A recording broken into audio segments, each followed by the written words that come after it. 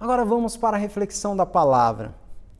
E hoje nós iniciaremos uma nova série chamada Felicidade Sem Fim. Reflexões sobre o Sermão do Monte e principalmente as bem-aventuranças. E a palavra de Deus no capítulo 5 de Mateus fala: vendo as multidões, Jesus subiu ao monte e se assentou-se.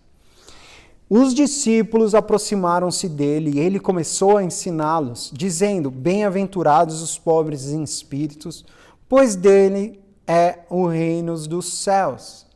Querido Deus e Pai, nós te louvamos, te agradecemos. Obrigado, Senhor, pela tua palavra, obrigado pela tua vida, obrigado porque o Senhor, através dela, nos ensina, Pai, e nós podemos conhecer mais de ti.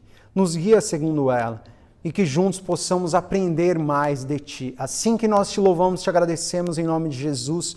Amém. Quando nós falamos sobre felicidade e nós refletimos dentro daquilo que a sociedade pensa, existem diversos conceitos. E é interessante que um dos filósofos hoje muito conhecidos, principalmente dentro do YouTube, chamado Clóvis Barros, ele fala que felicidade é um momento que você não quer que acabem. E, de uma certa maneira, ele está correto. Quantos momentos felizes nós vivemos? E os momentos felizes são extremamente prazerosos. É aquele momento quando você conhece a pessoa que você tanto ama e você começa a sair com ela.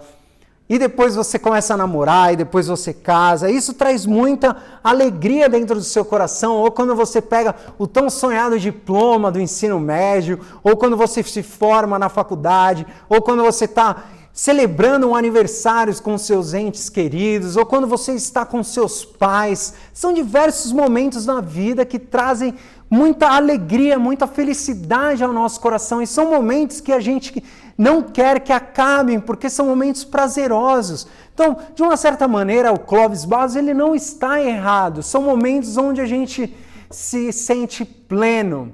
Mas, se felicidade é apenas um momento e que a gente não quer que acabe, como que será a nossa vida no geral? Muitas pessoas falam que felicidade também é um lugar, ela é uma conquista, ela é uma pessoa. São esses momentos que cercam o nosso coração e trazem tanta alegria à nossa vida.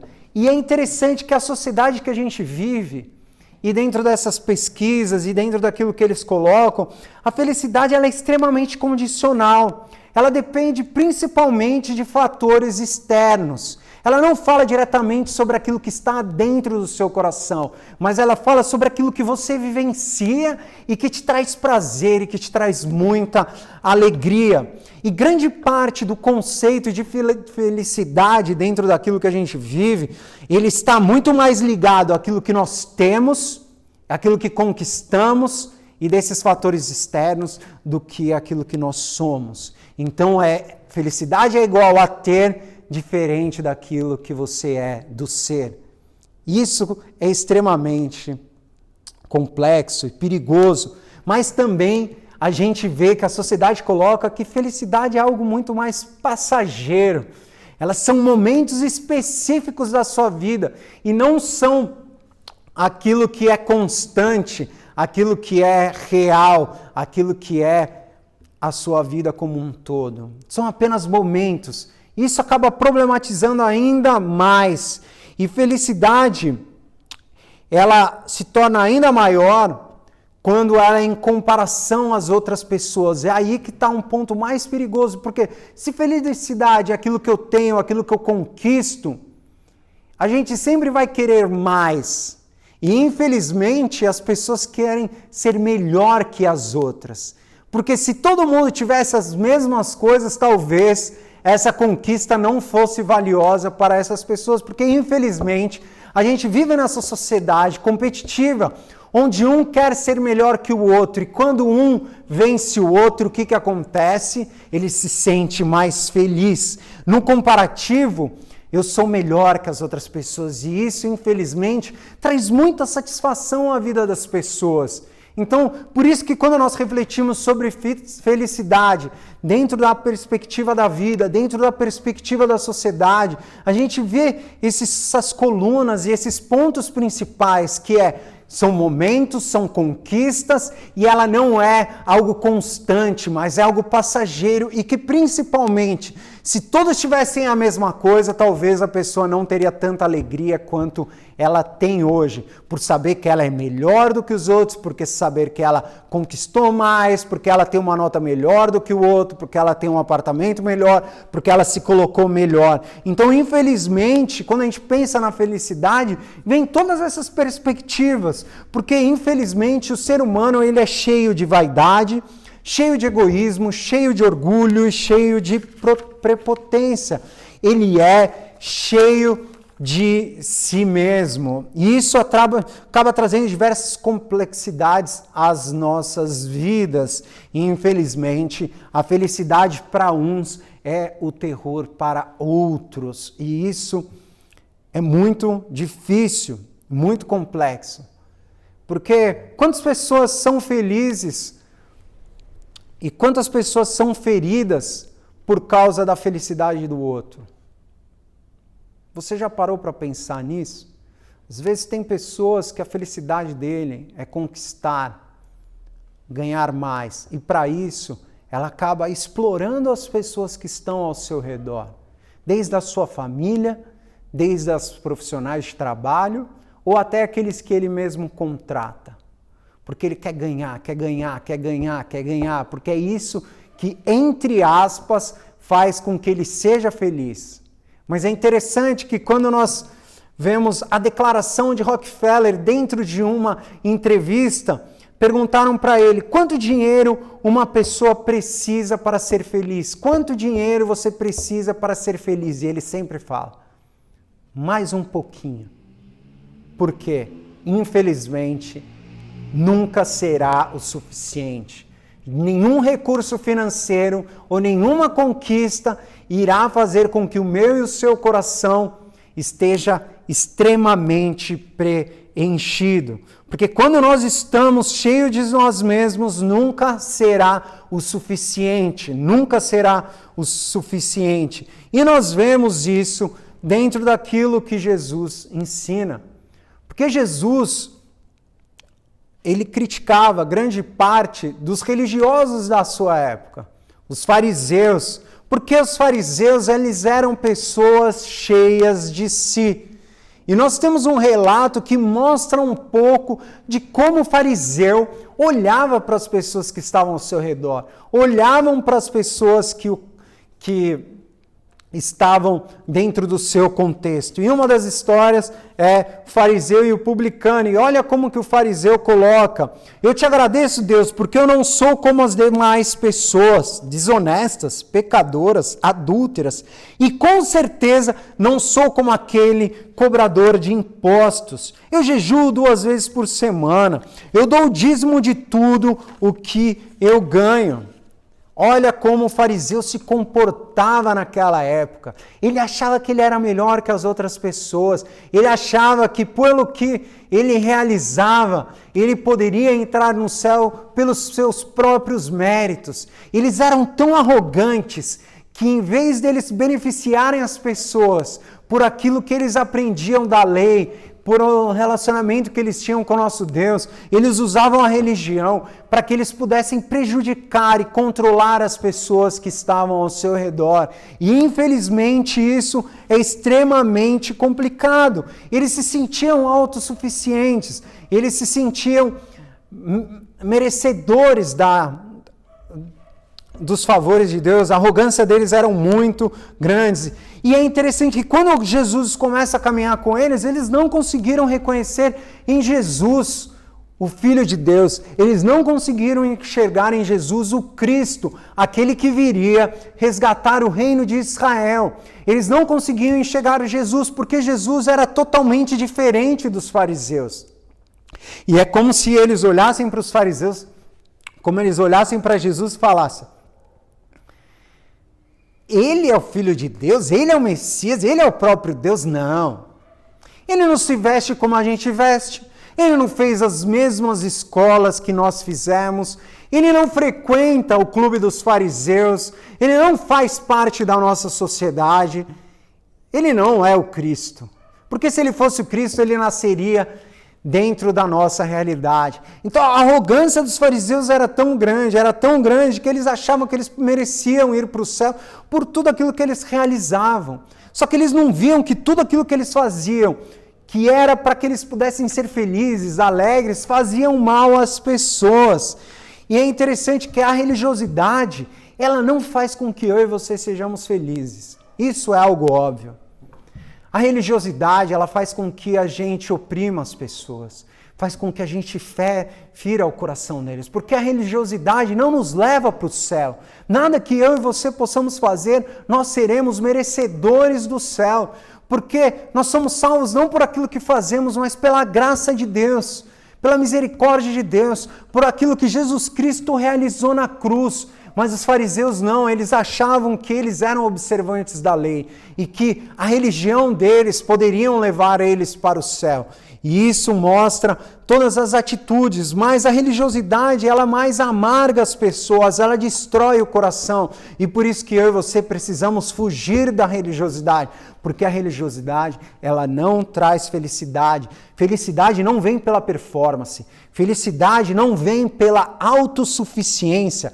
Felicidade não vem unicamente pelas conquistas, mas felicidade, como o próprio texto fala, felizes os pobres em espírito, pois deles é o reino dos céus.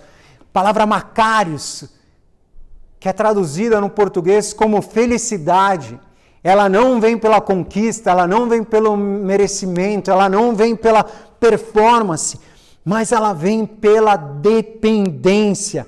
E isso era que os fariseus mais odiavam. Eles não queriam ser dependentes de Deus, eles não queriam ser dependentes das pessoas, eles queriam ser unicamente autossuficiência. Porque quando nós pensamos em dependência, desde o Éden, o homem não quer ser dependente de Deus. A humanidade caída, depois da desobediência de Adão, o homem que foi corrompido pelo pecado, ele nasce querendo ser independente. Então, Adão, no Éden, desejando ser igual a Deus, ele não obedece a Deus. E por causa disso, ele sai dos caminhos que Deus desejava para ele, come do fruto proibido, o mal passa a habitar dentro dele. Por quê? Porque ele não quis ser dependente de Deus. Ele não quis confiar no amor pleno de Deus. Ele quis confiar nas suas próprias decisões. E ao ser enganado por Satanás, ele deseja ser igual a Deus e é expulso do jardim. E por isso que essa palavra faz tanto mal ao nosso coração, porque desde o Éden, desde que o homem se tornou homem, ele deseja ser independente de Deus. E pensa, desde que nós nascemos, passamos pela nossa vida em toda, nós queremos ser independentes. Eu quero ver um dia que eu tiver minha casa, um dia que eu for independente desse colégio, um dia que eu tiver a minha própria família, o dia que eu for independente desse aluguel, o dia que eu for independente eu vou ganhar muito dinheiro, aí eu não vou precisar dar satisfação para ninguém, para nenhuma empresa, eu vou ter meu próprio negócio. Então o coração do homem clama por independência. Por quê? Por causa do pecado que há dentro de nós. E quando a gente fala que a felicidade vem pela dependência, isso acaba sendo uma antítese dentro de nós. Porque fala, como que eu vou ser feliz dependendo? Porque nós queremos a independência. Infelizmente, o ser humano deseja essa independência, porque as pessoas falam que são... E é interessante porque as pessoas falam, não, mas eu sou dependente de Deus. Só que elas falam que são dependentes de Deus até Deus fazer tudo aquilo que elas desejam. Porque quando Deus não faz aquilo que elas desejam, elas já se rebelam, elas já começam a fazer mimimi, elas já se murmuram, Deus, por que você está fazendo isso comigo? O que está acontecendo? Porque infelizmente nós somos impacientes, nós não conseguimos esperar. Quando a palavra fala que todas as coisas cooperam para o bem daqueles que amam a Deus, é que todas as coisas cooperam. Não é só as coisas que nós desejamos. Então, infelizmente, nós passamos por diversas dificuldades, por diversas problemáticas, e nós só murmuramos, porque nós somos impacientes, nós não gostamos de esperar, nós não gostamos de receber ordens. E, infelizmente, é isso que o coração do homem está cheio. Então, quando a gente fala felicidade, é igual a dependência. Isso parece esquisito aos nossos ouvidos, mas é através dessa dependência, porque dependência é submissão. E ser pobre de espírito, como foi o texto nos convida, é ser dependente. Eu e você fomos chamados a ser pobre de espírito. E pobre de espírito é a base para todas as outras bem-aventuranças. Porque ser pobre de espírito é ser dependente do próprio Deus. É reconhecer que você não é merecedor e que você depende exclusivamente do próprio Deus. E a palavra pobre dentro das Escrituras, ela tem dois significados. O primeiro é aquele que não tem riqueza, mas que tem leves recursos para se sustentar, para viver. E tem uma outra palavra utilizada para pobre, que é literalmente ser miserável, que não tem nada, que mora na rua, que não tem o que comer e que depende inteiramente da doação. Adivinha qual dessas duas palavras fala aqui? Com certeza é a segunda, porque a palavra que é utilizada para pobre aqui significa miserável, um morador de rua que não tem nada, que depende das pessoas, que depende dos recursos. E você já viu a alegria de uma pessoa que recebe um prato de comida? Uma pessoa que está com fome. Qual é o nível de satisfação dela? É gigantesco. Pega um prato de comida e dê para alguém que necessita, que precisa e que está sem comer há muitos dias. Pensa como que ela vai se sentir? Ela vai se sentir insatisfeita, alegre, feliz.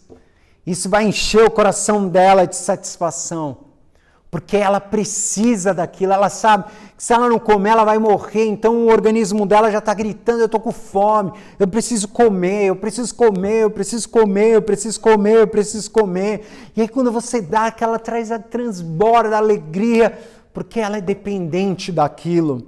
E quando entendemos e percebemos o tamanho da fome que temos de Deus dentro de nós, ou seja, o quanto necessitamos e precisamos dele, é que nos tornamos felizes.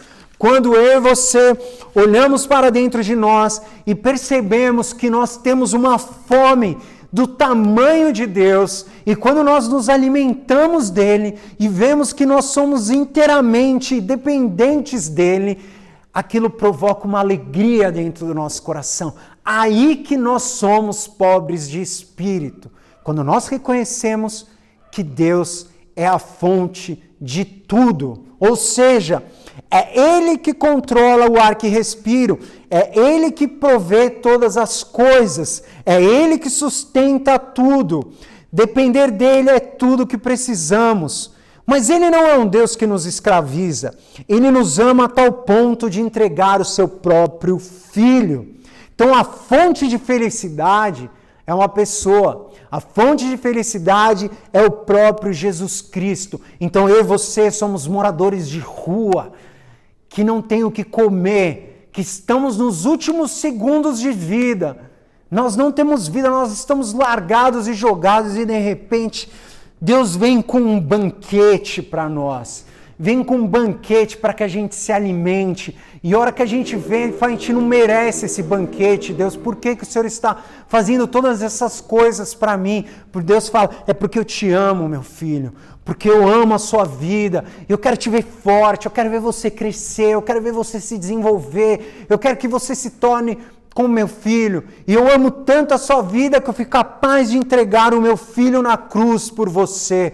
Então Jesus Cristo morre para que eu e você sejamos salvos. Nós não merecíamos a graça de Deus, nós não merecíamos a misericórdia dele, mas essa misericórdia nos alcançou a tal ponto e transborda. Então, quando nós olhamos a nossa realidade, quando nós olhamos para o nosso coração, quando nós vemos o quanto que nós somos ruins, quanto nós não merecíamos o amor de Deus, e quando nós olhamos aquilo que Deus realizou, para que eu e você sejamos salvos, o próprio Deus abriu mão do seu trono, veio caminhar no meio de nós, se humilhou e se entregou numa cruz para que através do sangue dele derramado, o meu e o seu coração fosse perdoado.